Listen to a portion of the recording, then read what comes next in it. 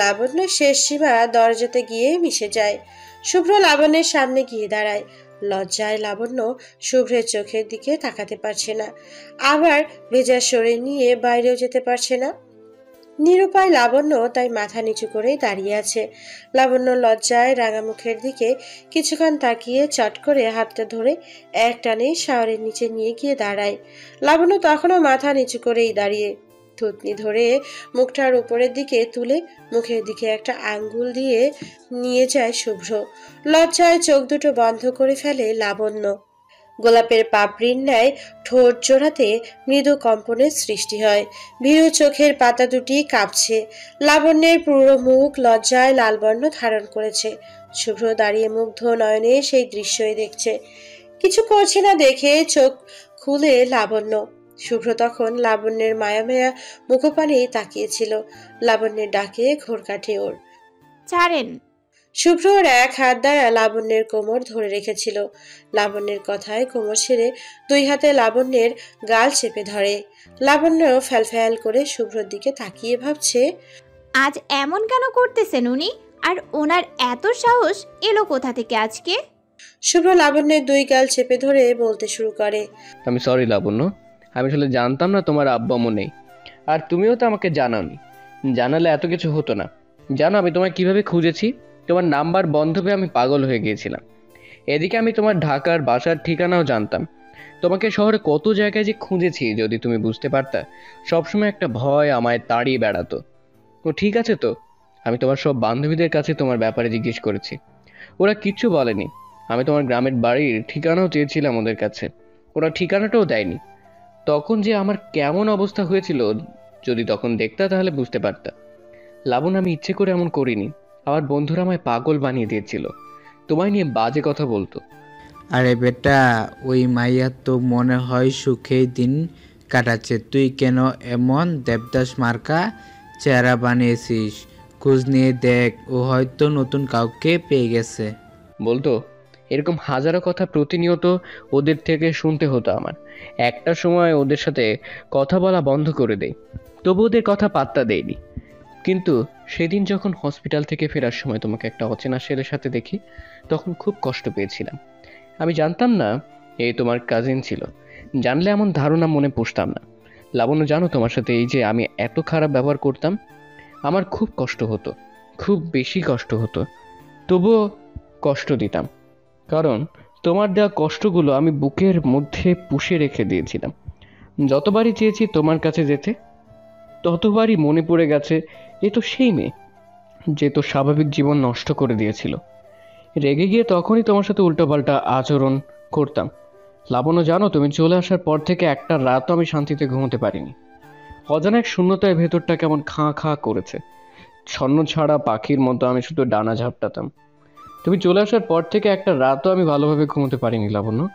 সেদিন শিশিরের সাথে থেকে যখন জানতে পারলাম তোমার এবং পরিবারের কথা, তখন আমার সব সব ভুল কেটে গেছে লাবণ্য। আমি বুঝতে পারছি লাবণ্য, আমি অনেক বড় ভুল করেছি, যার কোনো ক্ষমা নেই। এখন তুমি যদি আমায় ক্ষমা করতে না চাও তাহলে করো না, এতে আমার একটু আফসোস নেই। কিন্তু প্লিজ লাবণ্য, তুমি আর এভাবে মুখ ফিরিয়ে থেকো না। আমার কষ্ট হয়। ভালোবাসা না দাও, শাস্তিটুকু দাও লাবণ্য। তো প্লিজ এভাবে আর এমন করে থেকো না। লাবণ্যর চোখ জলে টলমল করছে। শুভ্রের হাতের মুঠো থেকে নিজেকে ছাড়িয়ে নিয়ে বলল, মা ডাকতেছে, তাড়াতাড়ি বের হন, আমি চেঞ্জ করব। শুভ্র মায়ের ভয়ে তাড়াতাড়ি গোসল সেরে চলে যায়। শুভ্র চলে যাওয়ার পর শুকনো মুখে একটা হাসি রেখা টেনে লাবণ্যর জবাব, শাস্তি সে তো আপনাকে দিবই, এমন শাস্তি যা আপনি কল্পনা কখনো করতে পারবেন না। এতক্ষণ সময় হলো গোসলখানা থেকে আসার? ড্রেসিং টেবিলে আয়নার সামনে বসে ভেজা চুলগুলো আঁচড়া ছিল লাবণ্য। শাশুড়ির কথায় পিছু ফিরে তাকায় সে। ইয়ে না মানে মা। হচ্ছে, আর আমতে আমতে করতে হবে না। টেবিলে খাবার দিচ্ছি, খেয়ে যা। কিন্তু মা, আমি তো রোজ চলে যাচ্ছিল লাবণ্যের শাশুড়ি। ওর কথা শুনে থেমে যায় তিনি। পিছু ফিরে তাকান, হাসি দিয়ে বলেন, এ রোজা নয়, এ উপোস। দুদিন ধরে কিছুই খাস না। এভাবে না খেয়ে শুধু নিজেকে কেন কষ্ট দিচ্ছিস? রোজা রাখলে নামাজও পড়তে হয়। কাল সেহরির পর থেকে এ পর্যন্ত কয় ওয়াক্ত নামাজ পড়েছিস শুনি? লাবণ্য লজ্জায় মাথা নিচু করে ফেলে। সত্যি কাল সেহরির পর থেকে এক ওয়াক্ত নামাজও পড়িনি। যে আমি এক ওয়াক্ত নামাজ যদি ঘুমের জন্য মিস হতো, কান্না শুরু করে দিতাম। কেন জাগিয়ে দেননি? সেই আমি কি করে দু ওয়াক্ত নামাজ মিস করলাম? কিভাবে আমার শয়তানে ধরলো? লাবণ্যের শাশুড়ি ওর কাছে গিয়ে বলে, হয়েছে, থাকার লজ্জা পেতে হবে না। টেবিলের উপর খাবার দিয়েছে, খেয়ে যান। খেয়ে উপোসটা ভঙ্গ করুন। শাশুড়ি চলে যাওয়ার পর লাবণ্য এক মনে আয়নার দিকে তাকিয়ে ভেজা চুলগুলো আঁচড়াচ্ছিল। তখনই সেখানে উপস্থিত হয় শিশির। জোর গলায় বলে ওঠে, ভাবি, তুমি এখনো বসে আছো? মা ডাকতেছে, তুমি কি শুনতে পাচ্ছ না? ননদ শিশিরের কথায় সম্বিত ফিরে লাবণ্যের আয়নার সামনে থেকে চটজলদি উঠে পড়ে। মৃদু হাসি দিয়ে ননদকে বলে, তুমি যাও, আমি আসছি। শিশির মিষ্টি একটা হাসি দিয়ে শুভ্রের রুমের দিকে পা বাড়ালো। লাবণ্য গিয়ে চেয়ার টেনে বসলো, খাবারের সামনেই রাখা, কিন্তু কেন যেন ওর মুখে দিতে সাহস পাচ্ছে না। কেমন যেন লাগছে ওর। এই কেমন লাগাটা কি ওর রোজার জন্য হবে হয়তো? কি হলো, খাবার নিয়ে আবার ধ্যানে বসেছিস নাকি? শুন রোজা রাখছি, শুন রোজা রাখছি, বেশি কথা যাতে না বলতে হয় আর। লাবণ্যের শাশুড়ি দিকে করুণ দৃষ্টিতে তাকালো। মা, আমি রোজা রাখবো, না খেলে হয় না? লাবণ্যের শাশুড়ি লাবণ্য দিকে গম্ভীর দৃষ্টিতে তাকিয়ে আছে। লাবণ্য পূর্বের ন্যায় বিনীত ভঙ্গিতে শাশুড়ির দিকে তাকিয়ে বলতেছে, মা প্লিজ। শাশুড়ি এবার চেঁচিয়েই উঠল। তুই আমার কথা শুনবি কি না? লাবণ্য মনে মনে আল্লাহর কাছে 2 হাত তুলল, হে আল্লাহ, মাফ করো আমায়। তারপর কোনো কথা না বলে বিসমিল্লাহ বলে ঢোক গিলে একের পর এক লঙ্কা গিলতে লাগলো। ভয়ে শাশুড়ির দিকে মুখ তুলে তাকানোর সাহস পাচ্ছে না লাবণ্য। সে কখন থেকে শুধু গিলেই যাচ্ছে। ঠিক সেই সময় শিশিরের সাথে উপস্থিত হয় শুভ্র। খাবার টেবিলের সামনে এসে লাবণ্যের দিকে হাঁ করে তাকিয়েছে শিশির। শুভ্র ওর মাকে কিছু বলতে যাবে, তার আগেই হাতের ইশারায় মুখে আঙ্গুল দিয়ে চুপ করতে বলেন উনি ওনার মেয়েকে। শুভ্রকে ইশারায় পাশে বসতে বলে শিশির সেখান থেকে চলে যায়। শুভ্রের সামনে খাবার আর পানি জগ এবং গ্লাস দিয়ে শুভ্রের মাও সেখান থেকে চলে যায়। পুরো 1 প্লেট ভাত খেয়ে তবেই মাথা উঁচু করলো লাবণ্য। সামনে তাকাতেই দেখে শুভ্রের গালে হাত দিয়ে ওর দিকেই তাকিয়ে মুচকি মুচকি হাসছে। লাবণ্য চোখ ফিরিয়ে নেয় শুভ্রের থেকে। শুভ্র গ্লাসে পানি ঢেলে বলে, নাও খাও, না হলে যে হারে খেয়েছো গলায় আটকে যাবে। লাবণ্য কিছু না বলে ঢকঢক করে 2-3 গ্লাস পানি খেয়ে নেয়। সবশেষে প্লেটে পানি ঢেলে গেলে শুভ্র চোখ বড় বড় করে বলে ওঠে, আরে আরে, এ কি করছো? আম্মা তোমার জন্য এই যে আরো 1 প্লেট ভাত দিয়ে গেছে, এগুলো না খেয়ে হাত ধুচ্ছ যে? লাবণ্য চোখ বড় বড় করে বলে, এগুলো আমার নাকি আপনার? মা আপনাকে দিয়ে গেছে। শুভ্র গম্ভীর কণ্ঠে বলে, তওবা তওবা, রোজাদার ব্যক্তির এসব শোনাও যে পাপ। কি, আপনি রোজা? হ্যাঁ, তুমি জানো না আমি রোজা ভাঙি না জীবনেও। শুভ্রর কথা শুনে লাবণ্য কিছুটা লজ্জা পেল। তারপর নিচের দিকে তাকিয়ে বলল, না মানে আপনার তো রোজা হবে না, তাহলে আপনি রোজা রাখলেন কিভাবে? শুভ্র চোখে মুখে গম্ভীর ছাপ এনে বলে, শুনো, আমি ছেলে, আমি মেয়ে না যে আমার সাথে একসাথে 3টা 5টা 7টা রোজা কাজা হবে। কি লজ্জা! আমি কি বোঝাতে চাইলাম আর উনি কি বুঝলেন? লজ্জায় চোখ মুখ লাল বর্ণ ধারণ করেছে লাবণ্য, আর তাই তো অন্যদিকে তাকিয়েই বলে, ইয়ে মানে আমি এসব বুঝতে চাইনি, আমি তো বলতে চাইছিলাম রোজা ভঙ্গের যতগুলো কারণ আছে শুভ্র এবার সেইগুলো গড়গড় করে বলা শুরু করলো। লাবণ্যের লজ্জায় মাটিতে মিশে যাওয়ার অবস্থা। শুভ্র সেটা লক্ষ্য করে মিটমিটিয়ে হাসছে আর বলতেছে, এসব কারণের মধ্যে কোনটা আমাদের সাথে, আমার সাথে হয়েছে বলো, তাহলে আমি রোজা কেন হব না? লাবণ্য এবার তাড়াতাড়ি হাত ধুয়ে টেবিল থেকে উঠে দাঁড়ালো। হাস্য পিছু ডাকলো, কি হলো বলে তো যাও, আমার রোজা ঠিক কোন কারণে হবে না? লাবণ্য কোনো কথা না বলে চটজলদি সেই স্থান পরিত্যাগ করে খাবারগুলো ঢেকে রেখে উঠে যাচ্ছিল শুভ্র। সামনে বাবার মুখোমুখি হয়, মুচকি হাসি দিয়ে পিঠে হাত বুলিয়ে দিয়ে ওর বাবার জবাব, সাব্বাস বেটা, এইভাবেই পিছনে আঠার মতো লেগে থাক। শুভ্র মাথা চুলকে সেই স্থান ত্যাগ করে। আসরের নামাজের আজান দিয়েছে, সবাই যে যার মতো নামাজ আদায় করতে চলে গেল।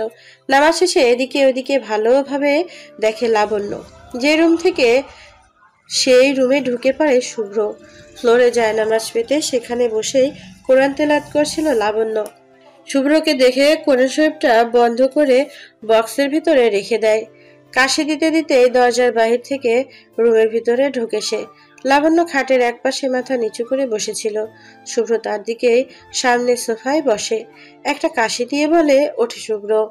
তা মিসেস লাবণ্য রোজা তো আজকে দিনেই মনে হয় 17টা পূর্ণ হলো, তাই না? লাবণ্য কোনো কথা না বলে মাথা নিচু করে আছে।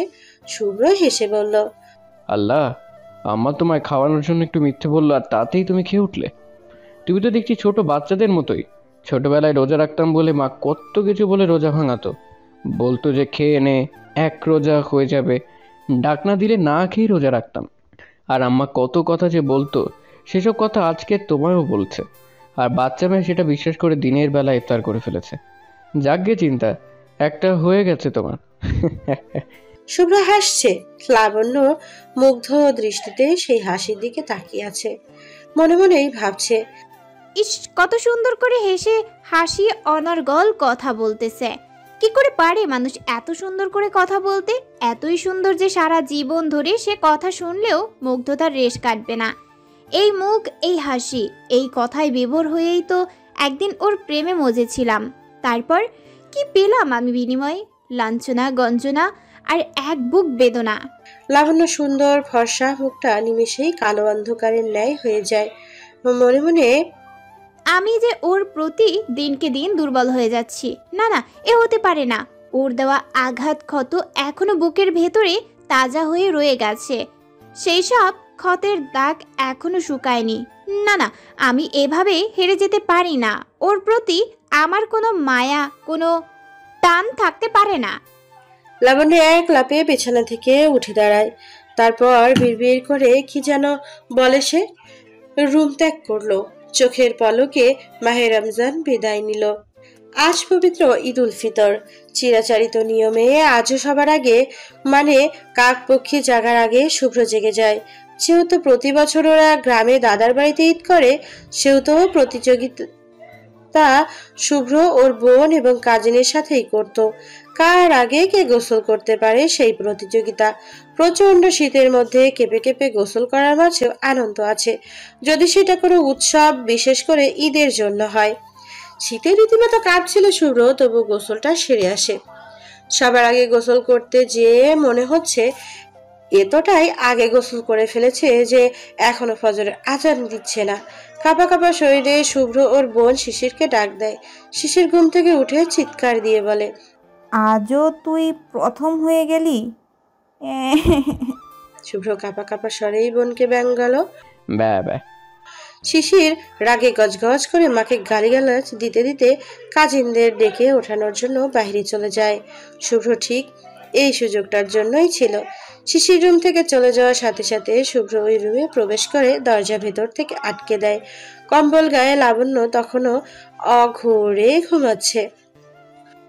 ধীর পায়ে শুভ্র বিছানার দিকে এগোতে থাকে। এই মুহূর্তে লাবণ্যের বিছানা একদম পাশে দাঁড়িয়ে শুভ্র মনে মনে ভাবছে, আমার কি কাজটা করা ঠিক হবে? ও যদি রেগে যায় কিংবা ভুল বুঝে? কথাগুলো ভাবতে ভাবতেই শুভ্র দাঁতে দাঁত লেগে যায়।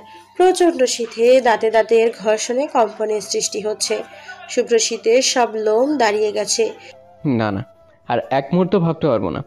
যা হয় হোক, আমি আগে আমাকে বাঁচাই। এই বলে আগে পাশে কিছু না ভেবে শুভ্র লাবণ্যের কম্বলের ভিতরে ঢুকে যায়। তারপর কম্বলের ভিতরে প্রবেশ করে আস্তে আস্তে শুভ্র ও লাবণ্যকে জড়িয়ে ধরে। শুভ্র শীতল হাতের ছোঁয়ায় ঘুমের মাঝেই লাবণ্য খানিকটা কেঁপে ওঠে। লাবণ্যকে আষ্টে পিষ্টে জড়িয়ে ধরে চেয়েও কি মনে করে যেন ধরেনি।